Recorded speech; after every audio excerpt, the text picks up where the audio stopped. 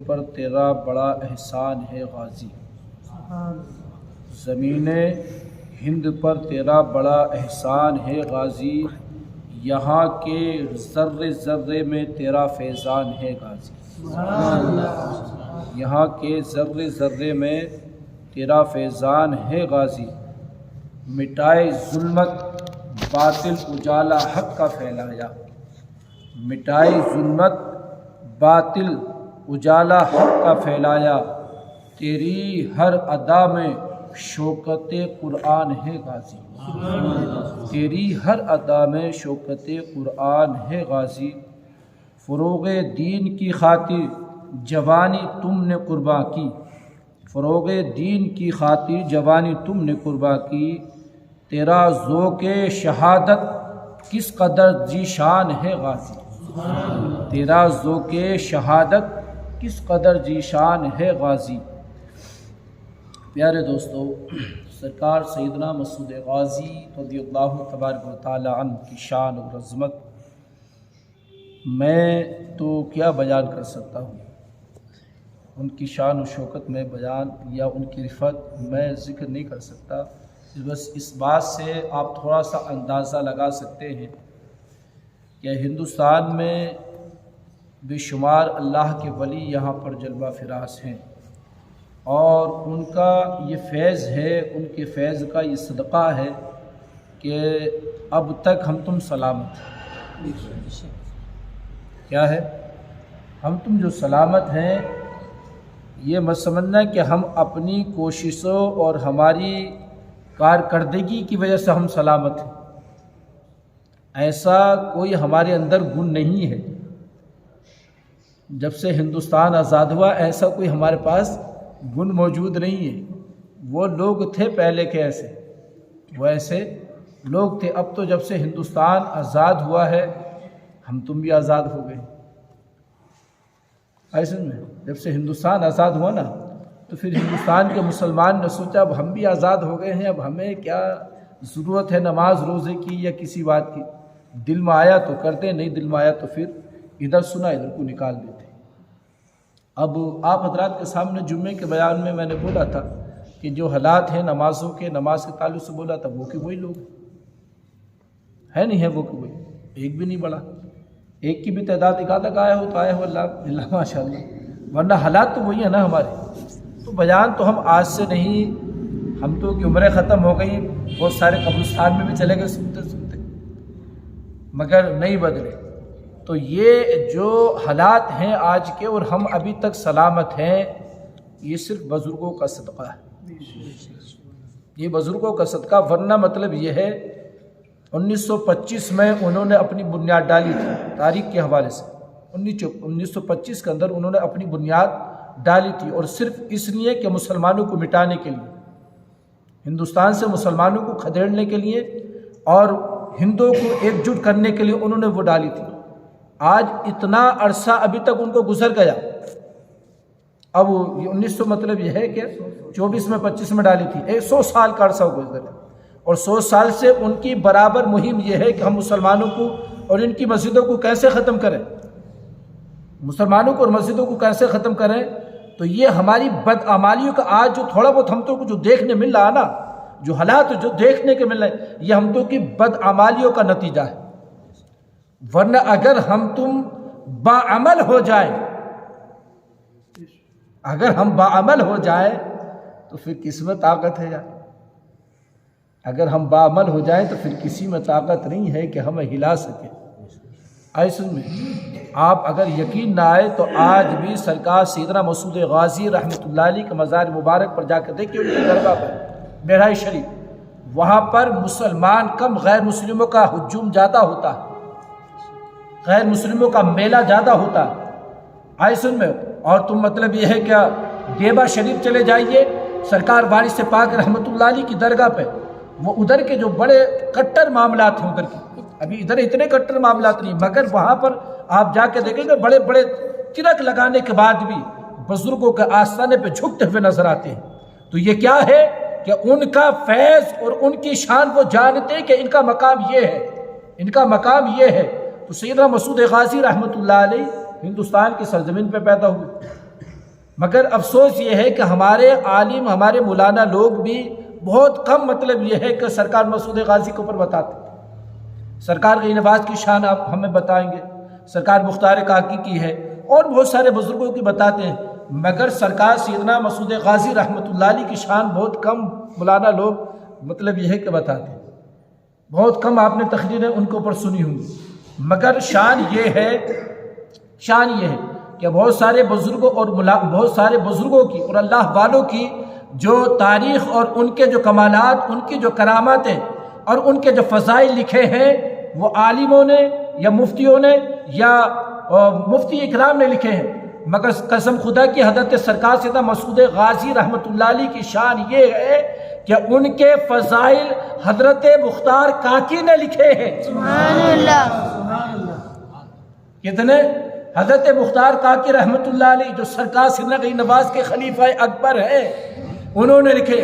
سرکار سیدنا بابا فرید گنج شکر رحمۃ اللہ علیہ نے اپنی کتاب کے اندر ان کا ذکر کیا ہے، حضرت مسعود غازی رحمۃ اللہ علیہ کا۔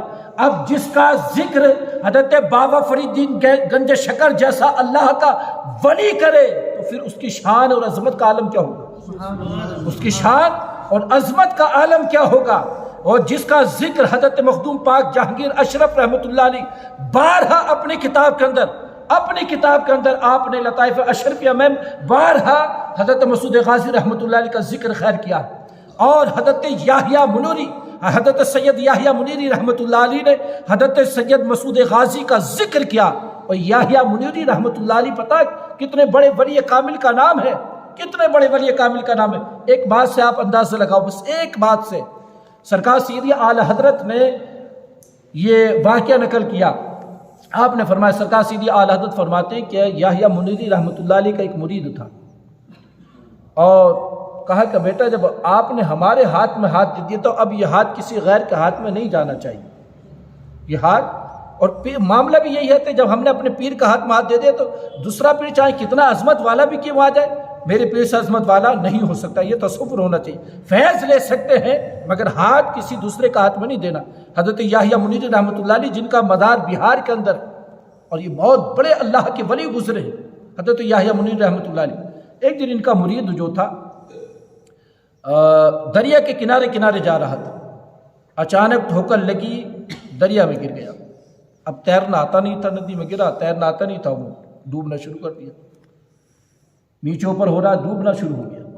تو جس کو پانی میں ڈوب کر موت نہیں آنی ہے نا، تو اللہ رب العزت نے حضرت خضر علیہ السلام کی ڈیوٹی لگائی ہے کہ جس کو پانی میں ڈوب کر نہیں مرنا، حضرت خضر پکڑ کر اس کو نکال دیتے، جس کو موت نہیں آئے، جس کو پانی میں ڈوب کر مرنا ہی ہے تو پھر تو اس کو مرنا ہی ہے، تو کوئی بھی اس کو بچاتا نہیں ہے۔ بہرحال حضرت خضر علیہ السلام حاضر ہوئے، اور حاضر ہونے کے بعد کہا، اے ڈوبنے والے اپنا ہاتھ دے تاکہ میں تجھے باہر نکال دوں۔ اے ڈوبنے والے اپنا ہاتھ دے تاکہ میں تجھے ڈوبنے سے بچاؤں، تجھے باہر نکال دوں۔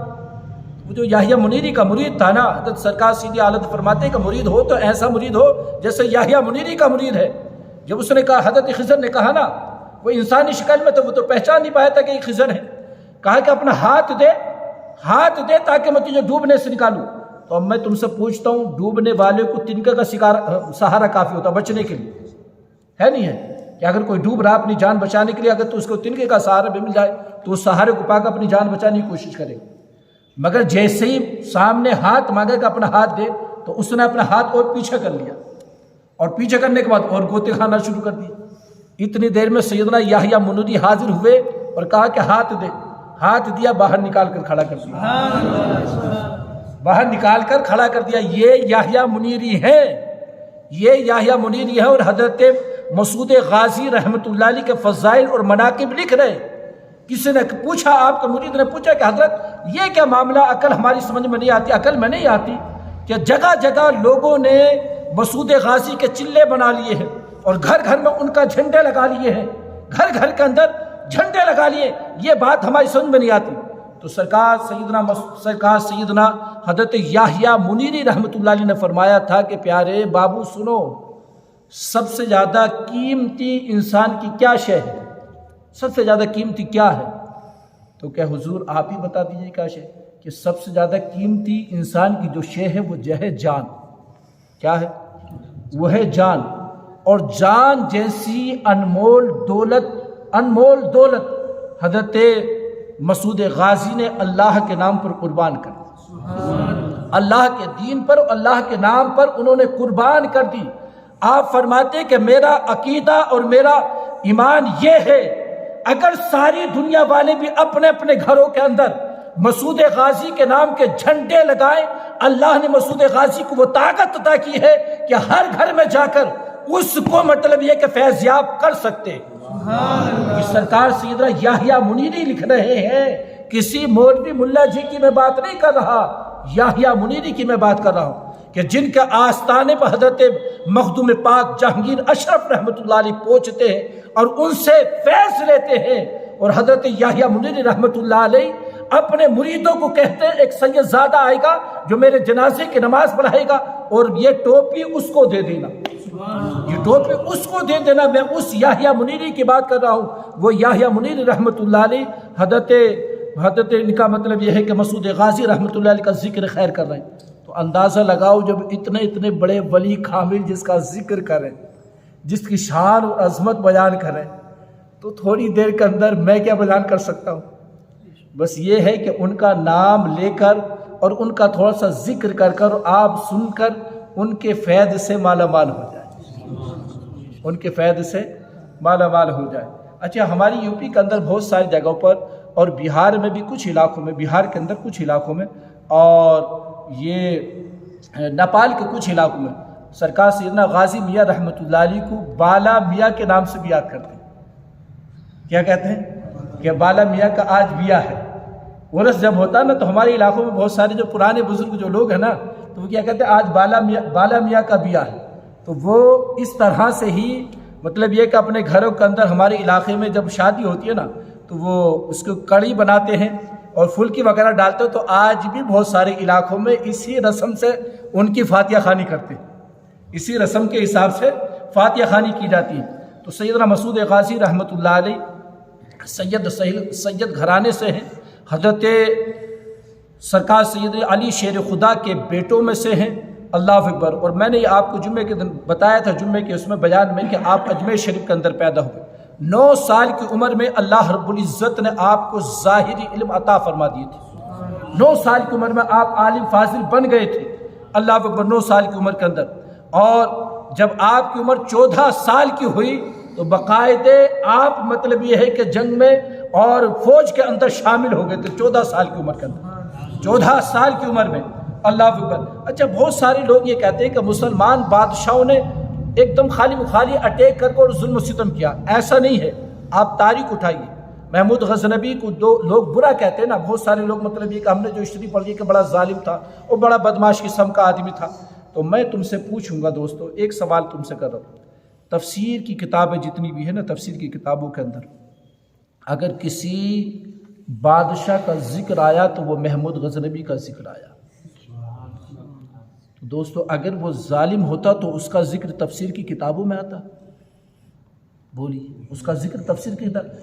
اور حضرت مولانا رومی جیسا انسان، حضرت مولانا رومی جیسا انسان اپنی کتاب مثنوی شریف میں سب سے زیادہ ذکر اگر کسی بادشاہ کا کیا تو وہ محمود غزنوی کا ذکر کیا۔ تو محمود غزنوی نے جب ہندوستان پہ بھی سومناتھ وغیرہ میں یا دوسری جگہوں پر جب آپ نے مطلب اٹیک کیا تو یہاں کے جو ہندو تاجر تھے وہ فریاد لے کر پہنچے تھے۔ جو ہندو تاجر تھے، یہاں کے انڈیا کے جو ہندو تاجر تھے وہ فریاد لے کر پہنچے تھے کہ ہمارے جو راجا ہے ہمارے اوپر ظلم و ستم کر رہے ہیں، آپ ہمیں ان سے نجات دلائیے۔ تاریخ پڑھو، اپنی تاریخ اٹھا کے پڑھو گے جب تمہیں پتہ چلے گا کہ وہ کس لیے پھر یہاں پر ہندوستان میں آئے تھے، اور یوں ہی آتے کے ساتھ جنگ نہیں کی تھی۔ جنگ کے ہر قاعدے ہوتے ہیں، اصول ہوتے ہیں، اس کے حساب سے پھر جنگ کی تھی۔ بہرحال آپ مطلب یہ ہے کہ آپ کے دور کے اندر اللہ نے دلی کو فتح کیا، اور پھر جب آپ نے دہلی فتح کیا تو میرٹھ کا جو راجہ تھا وہ آپ کے تابعدار ہو گیا، اور آگے بڑھنے کے بعد آپ نے بدایوں کو فتح کیا۔ قنوج فتح کرنے کے لیے آپ کے مامو جان پھر مطلب یہ ہے کہ غزنی سے تشریف لے کر آتے ہیں، محمود غزنوی، اور جب غزنی سے تشریف لے کر آتے ہیں تو پھر اپنے بھانجے کو پہلی مرتبہ 14 سال کی عمر میں محمود غزنوی دیکھتے ہیں۔ حضرت مسعود غازی رحمۃ اللہ علیہ کو 14 سال کی عمر بہرحال اپنے پاس رکھا، اور خدا کا کرنا ایسا ہوا کہ آپ کے والد محترم جو ہے شہید ہو جاتے ہیں اور آپ جنگی مہم پر چلتے چلتے بہرائچ پہنچ جاتے ہیں، اور بہرائچ میں 21 راجاؤں نے اتحاد کرنے کے بعد سید سالار مسعود غازی پر اٹیک کیا کہ یہ تھوڑے سے مسلمان آئے ہیں، ان کو ہم ایک جھٹکے میں ختم کر سکتے ہیں۔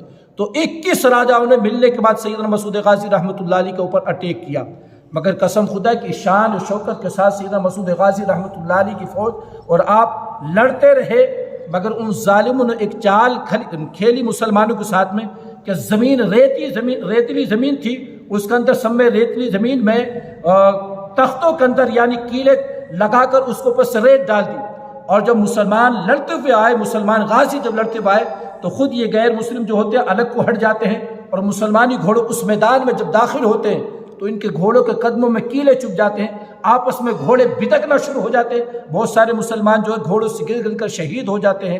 اور ایک راجا نے جو راجا سہیل نام سے ہے، راجا سہیل نے سیدنا مسعود غازی رحمۃ اللہ علیہ کو پہاڑ کے پیچھے سے دھوکے سے تیر مارا جو آپ کے حلقوم سے پار ہو جاتا، جیسے شہزادے علی اصغر کے کربلا کے اندر حلقوم کے پار ہوتا ہے، ایسی آپ کے بھی حلق سے پار ہو جاتا ہے۔ تو آپ کا ایک عاشق تھا جس کا نام سکندر دیوانہ ہے، روایت کے اندر سکندر دیوانہ، جب سکندر دیوانے نے یہ دیکھا کہ آپ کے تیر لگ چکا ہے تو اس نے رو کر عرض کہتا ہے کہ حضور اب اس پرچم اسلام کو ہند کے اندر کون بلند کرے گا؟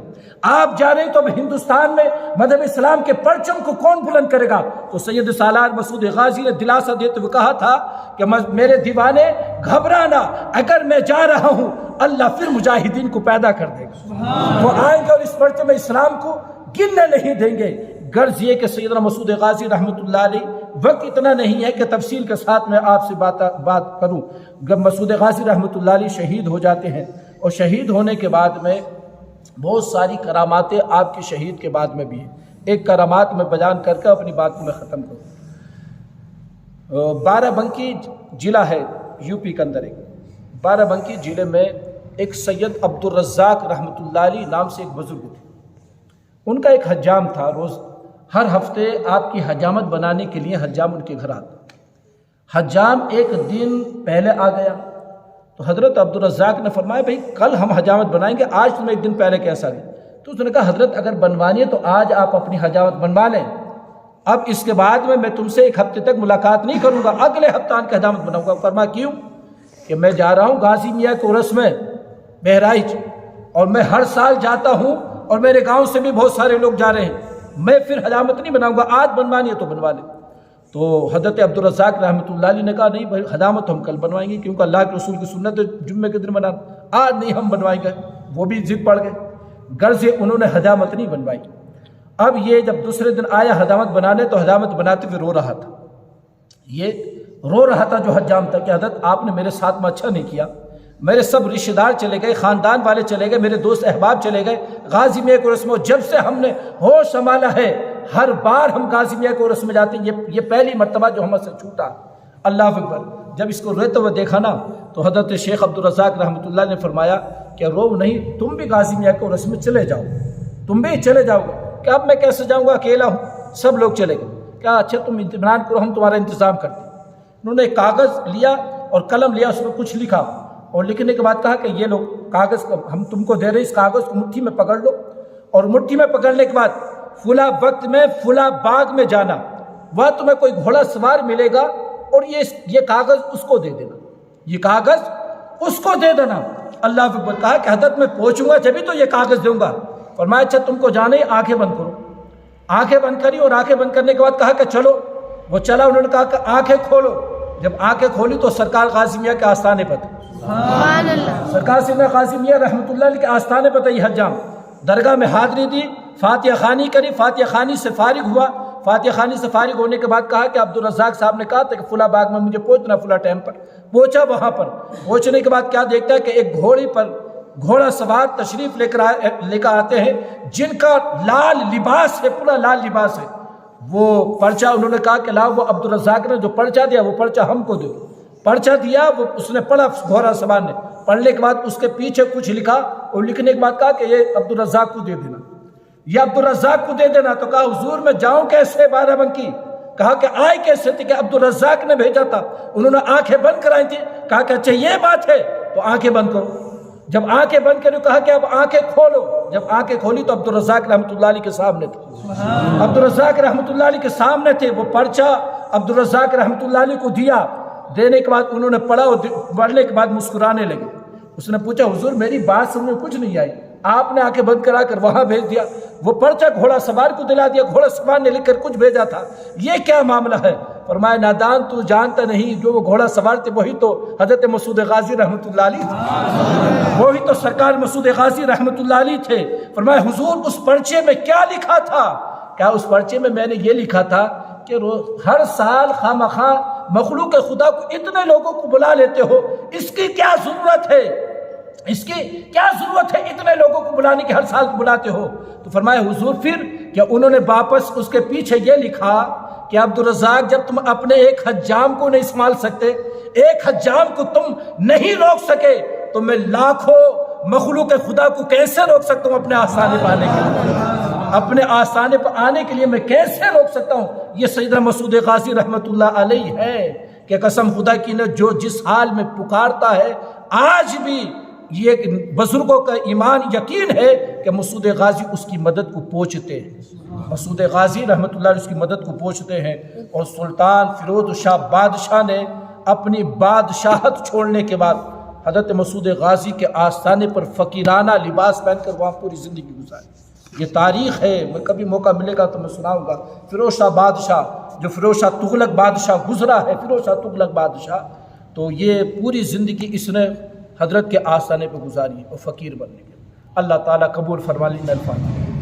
اللہ